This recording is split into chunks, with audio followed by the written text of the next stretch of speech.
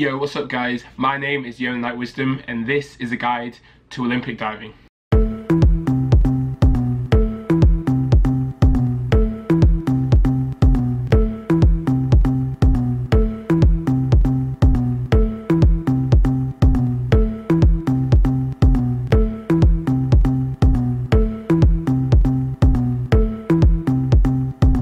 When watching an Olympic diving competition, especially the 10-meter platform events, you'll see a few boards that aren't ever used.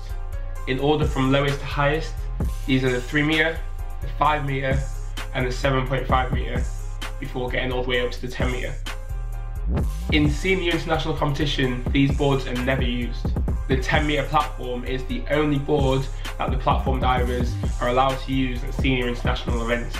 However, junior divers frequently compete on these boards. Junior divers are separated into groups based on age. The oldest age group is Group A, which is age 16 to 18 years. Then the next one down from there is Group B, which is 14 to 15 years. At junior international events, it's mainly divers in Groups A and B who are eligible to attend. You'll rarely see any younger divers being able to represent their country at a major junior international competition. Younger age groups will mainly compete locally, regionally and nationally as they develop their skills and build their profile within the sport. It is the younger age groups who aren't even allowed to use a 10-meter platform in junior competition. Because the impact on the water is so punishing, the idea is that divers in Group C, which is aged 12 to 13 years, only use the 5-meter or the 7-meter. And then divers in Group D, which is 10 to 11, only are allowed to use the 5-meter.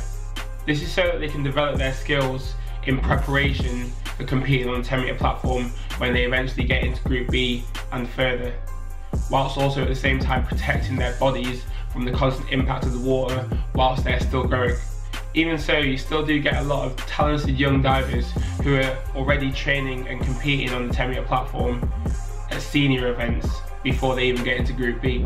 For the senior divers, 3, 5 and 7 are used for lead-ups. Lead-ups are used to practice a proportion of a full dive on 10 meter. So for example, if you do the back 3.5 tuck on 10 meter, you might start on pool side and do a back somersault, then go to 3-meter platform, do a back 1.5 tuck and a back double tuck, then go to 5 meter, do a back 2.5 tuck, then on 5 or 7 meter you can do a back triple tuck, then finally you get towards the back 3.5 tuck on 10 meter. This is called a skill chain, and these skill chains are very, very important, especially when it comes to learning a dive, because you want to be really comfortable on the easier skills before actually doing the full dive.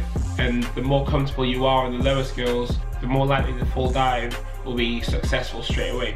I went through the lead-up process for a few dives on platform without ever taking them up all the way to 10 meter. I remember doing back skill chains all the way up to back triple on 7 meter, and also back arm stand skill chains all the way up to back arm stand 2.5 on 7 meter.